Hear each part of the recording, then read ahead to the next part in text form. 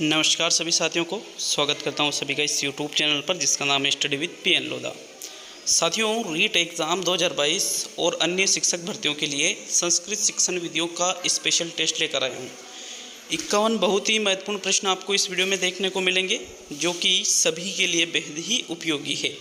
तो चलिए शुरू करते हैं आज के इस वीडियो को। पहला प्रश्न देखेंगे साथियों। वीडियो अच्छा लगे तो लाइक शेयर जरूर करिएगा। तो आपके प्रश्न संख्या 1 है, व्याकरणानुवाद विधेर परम नाम अस्ति।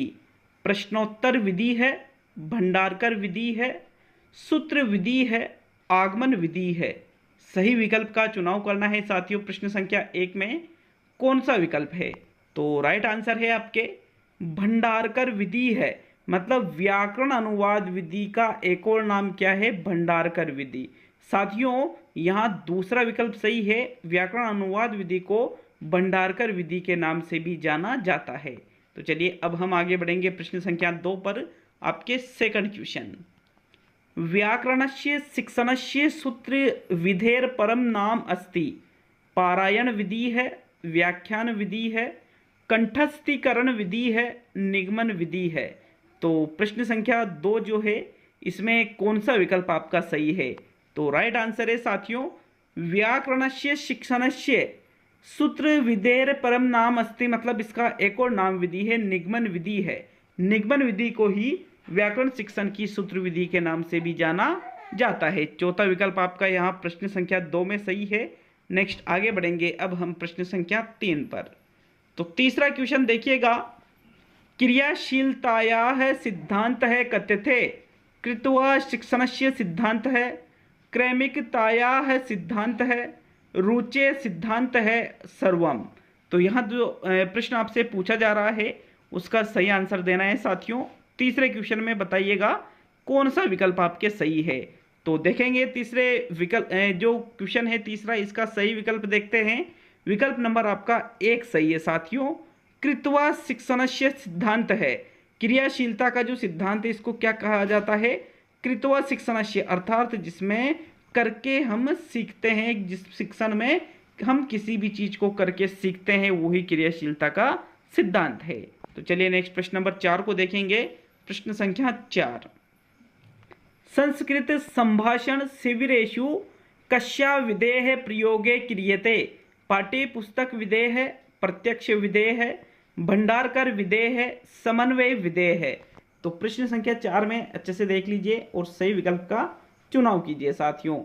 राइट आंसर इसका देखते हैं। विकल्प नंबर आपका जो 2 है वो इसका सही आंसर है, प्रत्यक्ष विधेय है। प्रत्यक्ष विधि ही साथियों इसका सही आंसर है। कैसे है? क्योंकि संस्कृत संभाषण शिविरेषु, जो संस्कृत भाषण के जो शिविर होते हैं उसमें किस विधि का प्रयोग किया जाता है? तो साथियों संस्कृत के शिविर है तो वहाँ प्रत्यक्ष विधि, मतलब जो भी चीज है वो संस्कृत में ही बोलना पड़ता है। सेकंड विकल्प आपके जो प्रश्न संख्या 4 है इसका सही आंसर है। नेक्स्ट प्रश्न नंबर 5 पे आएंगे। तो चलिए 5वां क्वेश्चन, अध्यापक है अभिनय पूर्वकम कथा है कस्मिन विदो श्राव्यति। संवाद है विधि है, कक्षा अभिनय विधि है, चित्र विधि है, पाठ्य पुस्तक विधि है। तो साथियों प्रश्न संख्या 5 को अच्छी तरह से समझ लीजिए और सही उत्तर का चयन कीजिए। यकीन मानिए बहुत ही इंपॉर्टेंट क्वेश्चन है, एग्जाम के बहुत ही ज़्यादा इंपॉर्टेंट, क्योंकि ऐसे ही आपके प्रश्न आने वाले हैं। और मैं तो यूँ कहता हूँ कि यहाँ से भी आपके प्रश्न आएंगे बिल्कुल कन्फर्म है ये चीज़। तो देखो प्रश्न संख्या 5 में राइट आंसर है कक्षा अभिनय विधि है। सेकंड विकल्प सही है। कैसे है? क्योंकि अध्यापक है, अध्यापक अभिनय पूर्वकम, अभिनय के साथ, कथा है कस्मिन विदो श्रावती, कथा किस विधि में सुनाता है? तो साथियों अभिनय के साथ कक्षा अभिनय विधि में ऐसा होता है। विकल्प नंबर आपका जो 2 सही है वो बिल्कुल सही रहेगा साथियों। नेक्स्ट प्रश्न संख्या 6 पे आते हैं। तो चलिए प्रश्न संख्या 6 पे क्या पूछा जा रहा है आपसे? क्रियाधारिता शिक्षा पद्धति है नास्ति। डाल्टन पद्धति है, मोंटेसरी पद्धति है, किंडरगार्टन पद्धति है, हर्बर्ट पंचपदी पद्धति है। तो प्रश्न संख्या 6 में देखो क्रिया आधारित शिक्षा पद्धति नास्ति मतलब नहीं है। तो साथियों डाल्टन, मोंटेसरी, किंडरगार्टन तीनों ही क्रिया आधारित है, लेकिन हर्बर्ट की जो पंचपदी है ये क्रिया आधारित नहीं मानी जाती है। इसलिए आपका प्रश्न संख्या 6 में चौथा विकल्प सही है। नेक्स्ट प्रश्न नंबर 7 पे आते हैं। तो चलिए प्रश्न संख्या 7, शिक्षणोद्देश्य है किम स्यात् व्यक्ते धनम दान है स्वार्थता पादनम व्यक्ते सर्वांगे विकासे अध्यापक निर्माणम। तो साथियों प्रश्न संख्या 7 में सही विकल्प का चुनाव करो, कौन सा विकल्प सही है। तो 7वें क्वेश्चन में जो सही आंसर है वो रहेगा व्यक्ते सर्वांगे विकासे, अर्थात व्यक्ति का सर्वांगीण विकास करना शिक्षण का उद्देश्य होता है। नेक्स्ट प्रश्न नंबर 8 पे आते हैं। तो चलिए देखते हैं अब हम प्रश्न संख्या 8 को। 8वां क्वेश्चन है आपके, अध्यापक रूपेण भवन्तः प्राथमिकताम यच्छन्ति स्वकर्मभ्यः स्वगृहं प्रत्यागमनाय विद्यालयी स्वच्छतायै शिक्षणाय।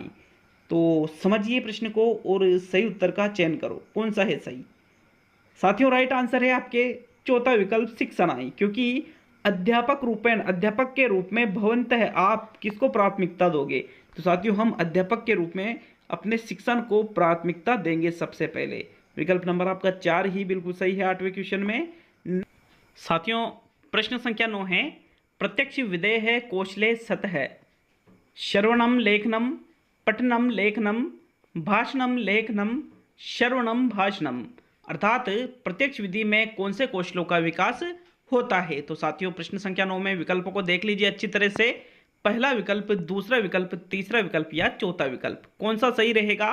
तो देखो प्रत्यक्ष विधेय है श्रवणम भाषणम कौशले इतः है।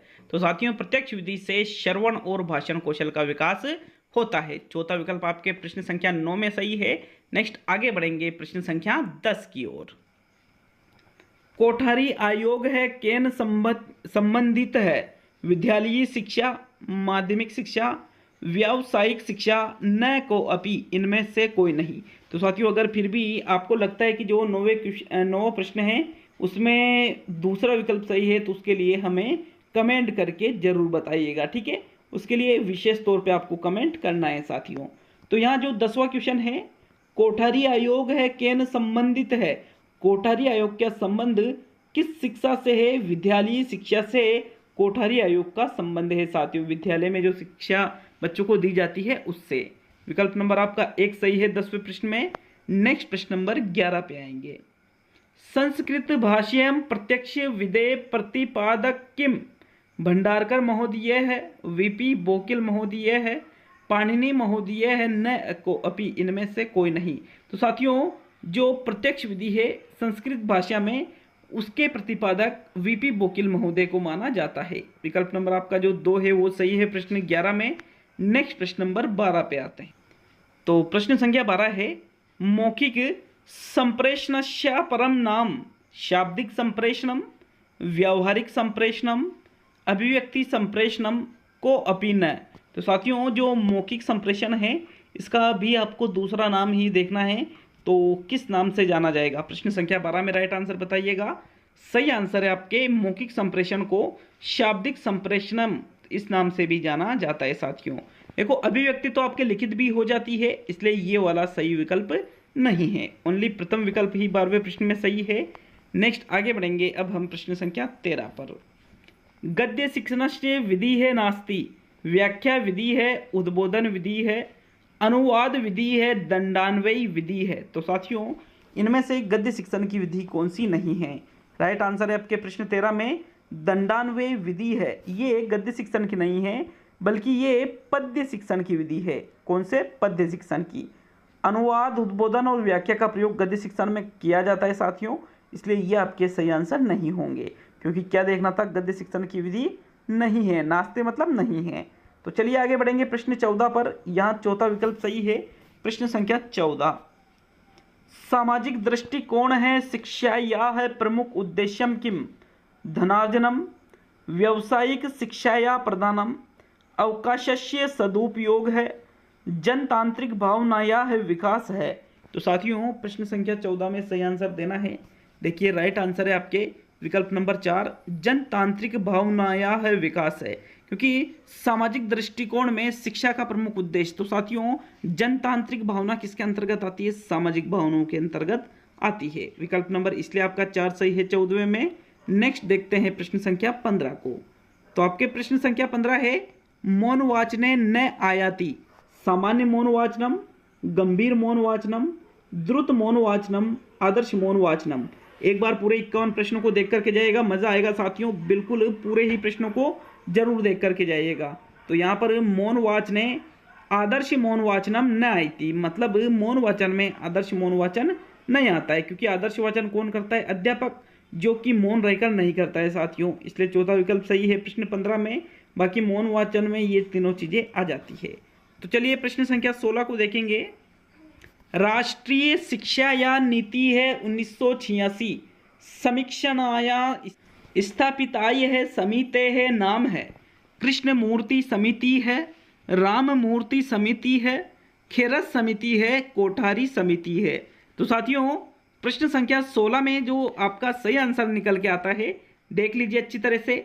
सही आंसर है इसका राम मूर्ति समिति है, अर्थात राष्ट्रीय शिक्षा नीति 1986 की समीक्षा के लिए स्थापित समिति कौन सी है? तो राम मूर्ति समिति की स्थापना की गई थी राष्ट्रीय शिक्षा नीति 1986 की समीक्षा करने के लिए। सेकंड विकल्प सही है साथियों 16वें क्वेश्चन में। नेक्स्ट देखेंगे आपके प्रश्न संख्या 17 को। तो चलिए 17वें क्वेश्चन की ओर बढ़ते हैं। प्रौढ़ शिक्षा या है कस्य आयु वर्गस्य जनाः शिक्षा लभ्यन्ते? 50 से 60, 35 से 50, 25 से 45 और 15 से 35। तो देखो 17वां क्वेश्चन आपसे पूछ रहा है कि प्रौढ़ शिक्षा या प्रौढ़ शिक्षा कस्य आयु वर्गस्य, किस आयु वर्ग जना है, व्यक्ति के लिए लाभ है, लाभ प्रदान करने वाली शिक्षा है। तो साथियों ये चलाई गई थी 15 वर्ष से लेकर के 35 वर्ष तक के जो निरक्षर व्यक्ति थे उनके लिए प्रौढ़ शिक्षा कार्यक्रम या योजना चलाई गई थी। विकल्प नंबर आपका 4 सही है साथियों 17वें प्रश्न में। नेक्स्ट देखते हैं अब हम प्रश्न संख्या 18 को। तो चलिए 18वां क्वेश्चन। 1986 राष्ट्रीय शिक्षा नीतो विद्यालय उद्घाटिता है, केंद्रीय विद्यालय, शिक्षा मध्य विद्यालय, नवोदय विद्यालय, राष्ट्रीय संस्कृत विद्यालय। अर्थात 1986 की राष्ट्रीय शिक्षा नीति में किन विद्यालयों का उद्घाटन किया गया था? तो साथियों नवोदय विद्यालयों की स्थापना की गई थी 1986 राष्ट्रीय शिक्षा नीति के अंतर्गत। तीसरा विकल्प आपके 18वें क्वेश्चन में सही है। नेक्स्ट देखेंगे अब हम प्रश्न संख्या 19 को। तो चलिए 19वें क्वेश्चन की ओर बढ़ते हैं। CIET संस्था कार्य करोति उच्च शिक्षा या क्षेत्रे, माध्यमिक शिक्षा या है क्षेत्रे, शैक्षिक प्राविधिक क्षेत्रे, प्राथमिक शिक्षा या है क्षेत्रे। तो साथियों जो CIET संस्था है ये किसमें कार्य करती है? तो साथियों CIET संस्था शैक्षिक प्राविधिक क्षेत्रे कार्य करोति, मतलब ये शैक्षिक प्राविधिक क्षेत्र के अंतर्गत कार्य करती है। थर्ड विकल्प आपके 19वें प्रश्न में सही है। नेक्स्ट प्रश्न नंबर 20 पे आएंगे। सहयोग विधेर परम नाम किम? व्यास विधि है, समवाय विधि है, दंडान्वयी है, विधि है, सूत्र विधि है। अर्थात सहयोग विधि का एक और नाम क्या है? तो साथियों हम सहयोग विधि को समवाय है विधि है इस नाम से भी जानते हैं। विकल्प नंबर आपका 2 सही है 20वें क्वेश्चन में। नेक्स्ट अब हम आगे बढ़ेंगे प्रश्न संख्या 21 पर। तो चलिए 21वां क्वेश्चन देखेंगे। प्रत्यक्ष विधेर परम नाम अस्ति, निर्बाध विधि है, सूत्र विधि है, व्याख्या विधि है, समवाय विधि है। तो साथियों प्रत्यक्ष विधि का जो एक और नाम है वो क्या रहेगा? प्रश्न संख्या 21 में सही विकल्प का चुनाव करना है। तो देखो प्रत्यक्ष विधि को हम निर्बाध विधि के नाम से भी जानते हैं। किस विधि से? निर्बाध विधि के। कौन है जनक? VP बोकिल महोदय, जो कि मैं प्रश्न करा चुका हूं जनक से संबंधित आपके। तो प्रथम विकल्प 21वें प्रश्न में सही है। संख्या 23 है आपके। बुनियादी शिक्षा कया योजनया प्रारब्धा? वर्धा शिक्षा योजनया, प्राथमिक शिक्षा योजनया, माध्यमिक शिक्षा योजनया, उच्च शिक्षा योजनया। तो साथियों जो बुनियादी शिक्षा है ये किस योजना के अंतर्गत आरंभ की गई थी? तो देखो ये आरंभ की गई थी वर्धा शिक्षा योजना के अंतर्गत। विकल्प नंबर आपका 1 सही है। महात्मा गांधी इसके संस्थापक थे साथियों। जनक भी आप कह सकते हो, प्रतिपादक भी कह सकते हो। विकल्प नंबर आपका 1 सही है 23वें क्वेश्चन में। नेक्स्ट प्रश्न नंबर 24 पे आएंगे। संस्कृत भाषा शिक्षणे प्रथम कौशले अस्ति, श्रवणम, वाचने, पठनम, लेखनम। तो साथियों संस्कृत भाषा शिक्षण में प्रथम कौशल कौन सा है? तो साथियों जो ये 4 कौशल होते हैं इनमें प्रथम कौशल आपके आता है श्रवणम, मतलब सुनना। विकल्प नंबर आपका 1 सही है प्रश्न संख्या 24 में। नेक्स्ट आगे बढ़ेंगे प्रश्न नंबर 25 पर। तो चलिए 25वां क्वेश्चन आपके देख लेते हैं क्या पूछा जा रहा है 25वें प्रश्न में। त्रिभाषा सूत्रे संस्कृत स्थानम वर्तते, अनिवार्य है, आवश्यकम, वैकल्पिक है, सर्वाणी। तो बताइए प्रश्न संख्या 25 में सही आंसर कौन सा रहेगा। साथियों देख लेते हैं इसका राइट आंसर। त्रिभाषा सूत्रे संस्कृत वैकल्पिक है स्थानम वर्तते, मतलब त्रिभाषा सूत्र में संस्कृत वैकल्पिक विषय है। वैकल्पिक मतलब आप चाहो तो इसकी जगह दूसरा विषय भी ले सकते हो, वैकल्पिक होता है वो। तो यहाँ आपका थर्ड विकल्प सही है प्रश्न 25 में। नेक्स्ट आगे बढ़ेंगे अब हम प्रश्न संख्या 26 पर। पूर्णात अंशम प्रति इति शिक्षण सूत्रस्य अस्मिन् विधौ आयति।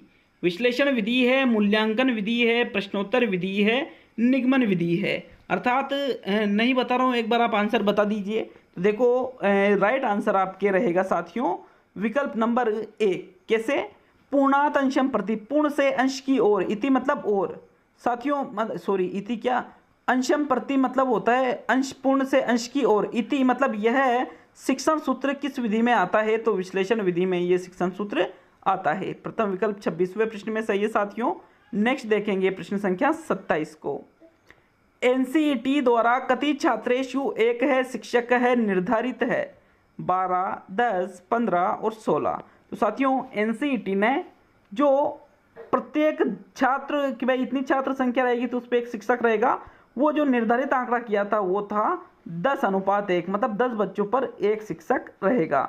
आपका सेकंड विकल्प 27 में सही है। नेक्स्ट आगे बढ़ेंगे प्रश्न नंबर 28 पर। तो चलिए 28वां क्वेश्चन। संस्कृत भाषा या आदि साहित्यम गद्यम पद्यम उभयो है नाटकम। तो साथियों संस्कृत भाषा का आदि साहित्य किसे माना जाता है? संस्कृत भाषा का आदि साहित्य पद्यम, पद्य को माना जाता है। सेकंड विकल्प 28 में सही है साथियों। नेक्स्ट प्रश्न नंबर 29, 29वें क्वेश्चन को देखते हैं। तो क्या पूछा जा रहा है आपसे प्रश्न संख्या 29 में। राष्ट्रीय शिक्षा नीति 1986 कस्या परामर्शानुसारा आसीत। मुदालियर आयोग है, विश्वविद्यालय आयोग है, राधा कृष्णस्य आयोग है, कोठारी आयोग है। तो यहाँ प्रश्न संख्या 29 में जो राइट आंसर है कौन सा रहेगा साथियों? राधा कृष्णस्य आयोग है। तीसरा विकल्प सही है, क्योंकि जो राष्ट्रीय शिक्षा नीति 1986 है ये किसके परामर्श के अनुसार आसित मतलब आई थी? तो देखो राधा कृष्णस्य आयोग है, राधा कृष्ण आयोग के अनुसार ही उन्होंने जो परामर्श दिया था उसके अनुसार ही राष्ट्रीय शिक्षा नीति 1986 बनाई गई थी। तो चलिए अब हम आगे बढ़ेंगे प्रश्न संख्या 30 पर। 30वां क्वेश्चन देखेंगे साथियों आपके प्रश्न संख्या 30 है। प्रारंभिक स्तरे कस्मिन् सूत्रस्य आधारेण पाठनीयम पूर्णात अंशम प्रति, सरलात कठिनम प्रति, ज्ञातात अज्ञातम प्रति, अनुभवात तर्कम प्रति। तो साथियों हो सकता है आपको चारों ही विकल्प सही लग रहे हो, लेकिन जो सबसे बेस्ट विकल्प है यहाँ पर अब आपको उसका चुनाव करना है। तो 30वें क्वेश्चन में जो सबसे बेस्ट विकल्प निकल के आता है वो रहेगा सरलात कठिनम प्रति। प्रारंभिक स्तर पर सरल से कठिन की ओर शिक्षण सूत्र के आधार पर बच्चों को हमें पढ़ाना चाहिए। सरल से कठिन की ओर मतलब पहले उनको सरल ज्ञान दिया जाए, फिर धीरे धीरे कठिनता की ओर बढ़ा जाए। तो सेकंड विकल्प आपके 30वें प्रश्न में सही है। अब हम आगे बढ़ेंगे प्रश्न संख्या 31 पर। तो चलिए 31वां क्वेश्चन। छात्राणाम समवेत स्वरेण वदनस्य अभ्यास है केन विधिना कार्यते। वाक्य पद्धतिना, ध्वनि संयम विधिना, सामूहिक पठन विधिना, भाषण यंत्र विधिना। तो साथियों प्रश्न संख्या 31 में कौन सा विकल्प आपका सही रहेगा? प्रथम, दूसरा, तीसरा या चौथा? राइट आंसर देख लेते हैं इसका। राइट आंसर है विकल्प नंबर 3, सामूहिक पठन विधिना। कैसे रहेगा? क्योंकि छात्राणाम समवेत स्वरेण, जो छात्र है वो समवेत मतलब एक साथ स्वरों का, वदनस्य मतलब स्वरों को बोलते हैं, उसका अभ्यास करते हैं। तो एक साथ कर रहे हैं तो फिर हम इसको सामूहिक पठन विधि के नाम से जानेंगे। थर्ड विकल्प ही 31वें प्रश्न में सही है साथियों। नेक्स्ट देखेंगे आपके प्रश्न संख्या 32 को। व्याकरणस्य शिक्षण उदाहरणात् नियम निर्धारणम कस्मिन् विद्याम भवति। सूत्र विद्याम, निगमन विद्याम, आगमन विद्याम, परंपरागत विद्याम। तो देखो प्रश्न संख्या 32 में सही विकल्प का चयन करना है और आपके जो सही विकल्प है साथियों वो रहेगा आगमन विद्याम। कैसे? क्योंकि व्याकरण शिक्षण की उदाहरण से नियम की और उदाहरण से नियमों का निर्धारण किस विधि में किया जाता है, तो उदाहरण से पहले उदाहरण दिए जाते हैं आगमन विधि में और फिर उनके आधार पर नियमों का निर्धारण किया जाता है। तो आगमन विधि मतलब थर्ड विकल्प सही है आपके प्रश्न संख्या 32 में। तो चलिए अब हम आगे बढ़ेंगे प्रश्न संख्या 33 की ओर। आपके 33वां क्वेश्चन है साथियों, ये देखिएगा प्रश्न संख्या 33 को। प्राथमिक स्तरे संस्कृत व्याकरणस्य सर्वोत्तमा विधि है वर्तते। सूत्र विधि है, आगमन विधि है, अव्याकृत विधि है, निगमन विधि है। इस क्वेश्चन पे 5 स्टार कर लेना। कितने स्टार? 5 स्टार। मतलब इतना इंपॉर्टेंट क्वेश्चन है ये एग्जाम के लिए। होता क्या है, संस्कृत में अगर ये क्वेश्चन आता है तो वहाँ पर आपका जो सही आंसर है वो रहेगा अव्याकृत विधि है। अगर दूसरी जगह पर ये क्वेश्चन आ जाता है जैसे संस्कृत भाषा को छोड़कर, तो साथियों अव्याकृत विधि वहाँ पर ऑप्शन में ही नहीं होता है। तो यहाँ आपका थर्ड विकल्प सही है। प्राथमिक स्तर पर संस्कृत व्याकरण के लिए सर्वोत्तम विधि अव्याकृत विधि मानी जाती है संस्कृत शिक्षण में। विकल्प नंबर आपका 3 सही है 33वें क्वेश्चन में। देखो यहाँ पर अपने दिमाग में क्या आता है कि भाई यार इसका तो आगमन विधि होना चाहिए और आप कमेंट भी इसके लिए करोगे, लेकिन साथियों मैं 100% गारंटी देता हूँ कि अगर ये क्वेश्चन एग्जाम में आया तो आपको अव्याकृत विधि ही करना है। थर्ड विकल्प आपके बिल्कुल सही है प्रश्न संख्या 33 में। अब हम आगे बढ़ेंगे प्रश्न संख्या 34 की तरफ। तो चलिए 34वां क्वेश्चन। कस्य विधेय प्रयोग है भाषा प्रयोगशालायाम क्रियते। वाक्य घटन विधेय है, भाषा यंत्र विधेय है, सामूहिक पठन विधेय है, व्याख्यान विधेय है। तो प्रश्न संख्या 34 में देख लीजिए अच्छी तरह से प्रश्न को, कौन सा विकल्प आपका सही रहेगा साथियों प्रश्न संख्या 34 में। देखो किस विधि में भाषा प्रयोगशालायाम मतलब किस विधि में के प्रयोग में भाषा प्रयोगशाला का प्रयोग किया जाता है। तो साथियों भाषा प्रयोगशाला का प्रयोग भाषा यंत्र विधि के अंतर्गत किया जाता है। आपके सेकंड विकल्प सही है 34वें क्वेश्चन में। साथियों प्रश्न संख्या 35 है आपके, पद्य शिक्षणे सर्वोत्कृष्टा प्रणाली वर्तते। दंडान्वय है, खंडान्वय है, भाष्यम, नाट्य प्रणाली। तो मित्रों आपको बताना है इनमें से पद्य शिक्षण की सर्वोत्कृष्ट मतलब सभी में उत्कृष्ट या सभी में उत्तम प्रणाली किसको माना जाता है। तो आपका जो सही आंसर है पद्य शिक्षण की सर्वोत्कृष्ट प्रणाली है आपके खंडान्वय प्रणाली। विकल्प नंबर आपका 2 सही है साथियों प्रश्न संख्या 35 में। नेक्स्ट हम आगे बढ़ेंगे प्रश्न संख्या 36। तो साथियों आपके प्रश्न संख्या 36 से मुख्य भाषा कौशले अस्ति पठनम, लेखनम, भाषणम, सर्वे। अर्थात इनमें से मुख्य भाषा कौशल कौन से है? पठन, लेखन, भाषण और सर्वे मतलब इनमें से सभी। तो साथियों भाषा कौशल होते हैं 4, पठन है, लेखन है, भाषण है और यहाँ पर एक और होता है श्रवणम। तो श्रवणम यहाँ विकल्प में नहीं है, लेकिन एक है चौथा विकल्प सर्वे मतलब इनमें से सभी वाला जो विकल्प आपका है वो आपका सही आंसर है प्रश्न संख्या 36 में। तो चलिए अब हम आगे बढ़ेंगे प्रश्न संख्या 37 की तरफ। आपके प्रश्न संख्या 37 है मित्रों, अच्छी तरह से समझना है प्रश्न को अपि छात्र है अनुकरणा अपेक्षया मूल रूपेण रचनात्मकं लेखनम लिखति इदम किम कथ्यते। कथा लेखनम, संवाद लेखन में, मौलिक है लेखन में, सर्वाणी। तो साथियों प्रश्न संख्या 37 को अगर आपने समझ लिया है तो आप इसका आंसर बड़ी आसानी से दे सकते हो, और नहीं समझा है तो फिर आपके दिक्कत आ सकती है। तो समझो, देखो राइट आंसर इसका एक बार देख लेते हैं। आपके इसका जो सही आंसर है वो रहेगा मौलिक है लेखन में। थर्ड विकल्प आपके सही है साथियों प्रश्न 37 में। मतलब को अपि छात्र, इनमें कोई छात्र अनुकरण की अपेक्षा मूल रूपेण रचनात्मक लेखनम लिखती, अनुकरण नहीं करता है और मूल रूप से रचनात्मक लेखन लिखता है, तो साथियों उसको हम मौलिक लेखन या सृजनात्मक लेखन के नाम से जानते हैं। थर्ड विकल्प 37वें प्रश्न में सही है। नेक्स्ट आगे बढ़ेंगे प्रश्न संख्या 38 की ओर। सर्वम शिक्षण मौखिकम भवति पाठशाला पद्धत्या, संभाषण पद्धत्या, भंडारकर पद्धत्या, पाठ्य पुस्तकम पद्धता। इनमें से सर्व शिक्षणम सारा शिक्षण मौखिक रूप से किस विधि में होता है? तो साथियों प्रश्न संख्या 38वें में सही आंसर दीजिएगा।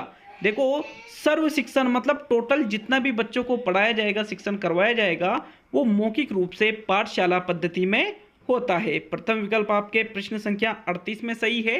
नेक्स्ट आगे बढ़ेंगे प्रश्न संख्या 39 की ओर। तो देखो पाठशाला विधि में मौखिक के अलावा और कुछ कार्य किया ही नहीं जाता है, इसलिए यहाँ प्रथम विकल्प है साथियों। तो चलिए नेक्स्ट प्रश्न संख्या 39 को देखते हैं। आपके प्रश्न नंबर 39, मूल्यांकनम अवसरे शिक्षक है स्वयं प्रति विधेयभ्य छात्रेभ्य अधिकानांकन दधात। दूसरा विकल्प है अनुशासनानुपालनेभ्य है छात्रे है अधिकानांकन दधात। तीसरा विकल्प है निष्पक्ष भावेन प्रतिभाये अधिकानांकन दधात। और सर्वाणी यहाँ पर आपका चौथा विकल्प है। तो देखो यहाँ पर मूल्यांकनम अवसरे शिक्षक है, राइट आंसर है आपके विकल्प नंबर 3। जब हम मूल्यांकन के, हम एक शिक्षक है और हमें मूल्यांकन का अवसर मिलता है तो हमें निष्पक्ष भाव से प्रतिभाएं, जो प्रतिभाशाली छात्र होते हैं उनको ही अधिक अंक प्रदान करना चाहिए। मतलब जो जितना प्रतिभाशाली है, जिसका जितना सटीक निष्पक्ष रूप से जिसने सही उत्तर दिया है, उसको अधिक अंक हमें मूल्यांकन में देना चाहिए। तो चलिए अब हम आगे बढ़ेंगे प्रश्न संख्या 40 की ओर। आपके 40वां क्वेश्चन साथियों, कस्मिन् कौशले अंतिम प्रश्ने समस्यात्मकं भवति प्रस्तावना कौशले व्याख्या कौशले प्रदर्शन कौशले शामपट्ट लेखन कौशले। देखिए इनमें से किस कौशल में अंतिम प्रश्न समस्यात्मक होता है। तो साथियों अंतिम प्रश्न समस्यात्मक प्रस्तावना कौशल में होता है। प्रस्तावना कौशल में जो 4-5 प्रश्न होते हैं उनमें से लास्ट वाला जो प्रश्न है वो समस्यात्मक प्रश्न के रूप में होता है। आपका प्रथम विकल्प 40वें क्वेश्चन में सही है। नेक्स्ट आगे बढ़ेंगे प्रश्न संख्या 41 की ओर। तो चलिए 41वां क्वेश्चन, परीक्षायाः मुख्य लक्ष्यमस्ति छात्राणां ज्ञानस्य मूल्यांकनस्य शिक्षाणा कार्यस्य परीक्षणं प्रगतिपत्रं प्रेक्षणेन विद्यालयस्य उद्देश्यं प्राप्ति। तो साथियों 41वें क्वेश्चन में सही आंसर देना है। आपका कौन सा विकल्प इसमें सही रहेगा। देखो प्रश्न आपसे पूछ रहा है परीक्षा का मुख्य लक्ष्य क्या है। तो राइट आंसर है छात्राणाम ज्ञानस्य मूल्यांकनस्य, छात्रों के ज्ञान का मूल्यांकन करना ही परीक्षा का मुख्य लक्ष्य माना जाएगा। शिक्षकों के कार्य का परीक्षण करना, प्रगति पत्र को प्रेषित करना, विद्यालय के उद्देश्य प्राप्ति करना, ये इतना इम्पोर्टेंट नहीं है। आपका यहाँ प्रथम विकल्प ही बिल्कुल सटीक है साथियों। तो आगे बढ़ेंगे अब हम प्रश्न संख्या 42 पर। चलिए 42वां क्वेश्चन देखेंगे, कस्मिन् कौशले वर्तनीम अधिकम महत्वम दीते श्रवण कौशले कथन कौशले पठन कौशले लेखन कौशले। तो साथियों कस्मिन् कौशले मतलब किस कौशल में वर्तनी को अधिकम महत्वम दीते, अधिक महत्व दिया जाता है। तो साथियों अधिक महत्व वर्तनी को यहाँ पे लेखन कौशल में दिया जाता है। चौथा विकल्प आपके बिल्कुल सही है प्रश्न 42 में। नेक्स्ट आगे बढ़ेंगे अब हम प्रश्न संख्या 43 की ओर। तो चलिए 43वें क्वेश्चन को देखते हैं, अक्षरस्य अनुवादस्य प्रयोगम भवति प्राथमिक स्तरे माध्यमिक स्तरे उच्च माध्यमिक स्तरे न को अपि, इनमें से कोई नहीं। तो जो अनुवाद का एक प्रकार है अक्षरस्य है, अनुवाद है। तो साथियों इसका प्रयोग किस स्तर पर किया जाता है, प्रश्न ऐसे पूछा जा रहा है आपसे 43वां। राइट आंसर है अक्षरस्य है अनुवादस्य है प्राथमिक स्तरे प्रयोगम भवति, मतलब अक्षरश अनुवाद का प्राथमिक स्तर पर प्रयोग किया जाता है। विकल्प नंबर आपका 1 सही है साथियों 43वें क्वेश्चन में। नेक्स्ट तो चलिए प्रश्न संख्या 44 को देखेंगे, गीत नाट्य पद्धति है भवति है गद्य शिक्षणे पद्य शिक्षणे व्याकरण शिक्षणे रचना शिक्षणे। अर्थात गीत नाट्य पद्धति किसके अंतर्गत आती है साथियों, भवति मतलब है। तो मित्रों गीत नाट्य पद्धति की बात करें तो ये गद्य शिक्षण की नहीं है, ये रचना शिक्षण की नहीं है, ये व्याकरण शिक्षण की नहीं है, बल्कि गीत नाट्य पद्धति पद्य शिक्षण की पद्धति मानी जाती है। आपके जो सेकंड दूसरा वाला विकल्प है ये बिल्कुल सही आंसर है प्रश्न संख्या 44 में। नेक्स्ट आगे बढ़ेंगे अब हम प्रश्न संख्या 45 की ओर। तो आपके 45वां क्वेश्चन देखेंगे, संप्रेषण नाम है, बस इतना ही क्वेश्चन है, अभिव्यक्ति है, ग्रहणम, विचार विनिमय है, श्रवणम। तो साथियों इनमें से संप्रेषण का जो सबसे सटीक बैठता है अर्थ उसको देखना है आपको। तो प्रश्न संख्या 45 में राइट आंसर देखिएगा कौन सा है, विचार विनिमय है। विचारों का विनिमय करना मतलब विचारों का आदान प्रदान करना, अपने विचारों को दूसरे तक पहुंचाना और दूसरे के विचारों को खुद तक लाना मतलब ग्रहण करना। तो साथियों विचार विनिमय ही क्या है, संप्रेषण है।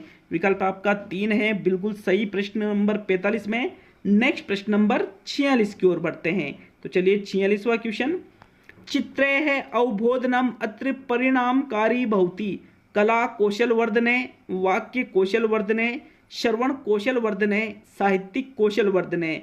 यहाँ पर चित्र अवबोधन, तो साथियों चित्रों का यदि अवबोध बच्चों को हो रहा है तो ये जो परिणाम निकल कर आया है इसको हम कला कौशल के अंतर्गत रखेंगे, क्योंकि चित्रों का अवबोध होना साथियों, ये चित्रों का अवबोध, चित्र किसके अंतर्गत आ जाते हैं, कला के अंतर्गत आ जाते हैं साथियों, चित्रों को बनाना वगैरह इत्यादि। प्रथम विकल्प आपके प्रश्न संख्या 46 में सही है। नेक्स्ट आगे बढ़ेंगे अब हम प्रश्न संख्या 47 की ओर। तो चलिए 47वां क्वेश्चन, अधुना सर्वमपि शिक्षणम एवं स्यात् छात्र केंद्रितम, पाठ्यपुस्तक केंद्रितम, परीक्षया केंद्रितम, अध्यापक केंद्रितम। तो यहाँ 47वें क्वेश्चन में सही विकल्प का चुनाव करना है। देखो सही विकल्प है आपके प्रश्न संख्या 47 में छात्र केंद्रितम। कैसे है, अधुना सर्वमपि शिक्षणम एवं स्यात्, मतलब वर्तमान में जो शिक्षण है वो सब कुछ किसके ऊपर होता है, तो साथियों शिक्षण होता है छात्र केंद्रित। विकल्प नंबर आपका 1 सही है 47वें में। नेक्स्ट अब हम आगे बढ़ेंगे प्रश्न संख्या 48 पर। तो चलिए 48वें क्वेश्चन को देख लेते हैं, क्या पूछा जा रहा है आपसे प्रश्न संख्या 48 में। प्राथमिक स्तरे मौखिक भाषा कौशल दक्षताया अपेक्षते वार्तालाप समये कठिन शब्दाना प्रयोगे सामर्थ्यम, विषयस्य स्मरणम, भाषणम, संदर्भानुसारम भाषा प्रयोग है। तो यहाँ प्रश्न संख्या 48 में कौन सा विकल्प सही रहेगा, पहला, दूसरा, तीसरा या चौथा। तो देखो प्राथमिक स्तर पर मौखिक भाषा कौशल दक्षता अपेक्षित, मतलब मौखिक भाषा कौशल जो मौखिक भाषा कौशल दक्षता है उसमें क्या अपेक्षा की जाती है, तो साथियों संदर्भानुसारम भाषा प्रयोग है। बालक अगर संदर्भ के अनुसार भाषा का प्रयोग करना सीख जाता है तो वही मौखिक भाषा कौशल में दक्ष माना जाता है। विकल्प नंबर आपका 4 सही है साथियों प्रश्न 48 में। नेक्स्ट देखेंगे अब हम प्रश्न संख्या 49 को। तो चलिए प्रश्न संख्या 49 क्या पूछा जा रहा है, शिक्षक है गृह कार्यम किमर्थम ददाति, शिक्षक ज्ञानाभिवृद्धिये कर्तव्य निर्वाहाय कालयापनाय ज्ञातांशस्य दृढ़ीकरणम। तो साथियों प्रश्न संख्या 49 में कौन सा विकल्प है, पहला, दूसरा, तीसरा, चौथा। तो इसका जो राइट आंसर है वो रहेगा आपके विकल्प नंबर 4, क्योंकि ये शिक्षक है, शिक्षक गृह कार्यम किमर्थम ददाति, गृह कार्य क्यों देता है, जो ज्ञातांश है, मतलब जो ज्ञात अंश है साथियों उसके दृढ़ीकरण मतलब उसमें स्थायीकरण के लिए ही शिक्षक के द्वारा गृह कार्य दिया जाता है। तो आपके चौथा विकल्प प्रश्न संख्या 49 में सही है। अब आज का सेकंड लास्ट क्वेश्चन 50वां, मतलब इसके बाद में एक और क्वेश्चन रहेगा 50वें के बाद में 51वां क्वेश्चन भी है। शिक्षा या प्रमुख है अंग है किम, धनम, छात्र है, पाठ्यक्रम, विद्यालय। तो साथियों शिक्षा का प्रमुख अंग इनमें से कौन सा है, आपके जो राइट आंसर है प्रश्न संख्या 50 में वो है शिक्षा का प्रमुख अंग छात्र को माना जाता है, क्योंकि छात्र केंद्रित शिक्षा चल रही है। सेकंड विकल्प आपके 50वें क्वेश्चन में सही है। और ये प्रश्न नंबर 51 अंतिम क्वेश्चन है आज का, ये मौन वाचनस्य उद्देश्यम अस्ति वाचन गतेः वर्धनम, वाचनस्य गतो नियंत्रणम, शुद्धोच्चारणस्य संपादने सहायता प्रदानम, सर्वाणी। तो साथियों इनमें से मौन वाचन का उद्देश्य क्या है, वाचन गति का वर्धनम मतलब बढ़ाना वाचन गति को, वाचनस्य गतो नियंत्रण वाचन गति को नियंत्रण करना, शुद्ध उच्चारण संपादने सहायता प्रदानम शुद्ध उच्चारण करने में सहायता प्रदान करना, या इनमें से सभी। तो साथियों राइट आंसर है प्रश्न संख्या 51 में वाचन गते वर्धनम, क्योंकि वाचन गति मतलब पढ़ने की जो गति है बालक की उसका वर्धनम उसको बढ़ाना ये मौन वाचन का उद्देश्य है, क्योंकि वाचन गति को नियंत्रण करना तो बिल्कुल भी नहीं है। शुद्ध उच्चारण मौन वाचन में कैसे भी नहीं होगा, इसलिए ये गलत, और सर्वाणी तो फिर ऑटोमेटिक गलत हो जाएगा। तो प्रथम विकल्प ही प्रश्न संख्या 51 में सही है। तो कैसा लगा वीडियो कमेंट करके जरूर जाए, हो सकता है 51 में से 1-2 प्रश्न आपको ऐसे लगे जो डाउटफुल हो, तो उसके लिए भी हमें कमेंट करके जरूर बताएं साथियों।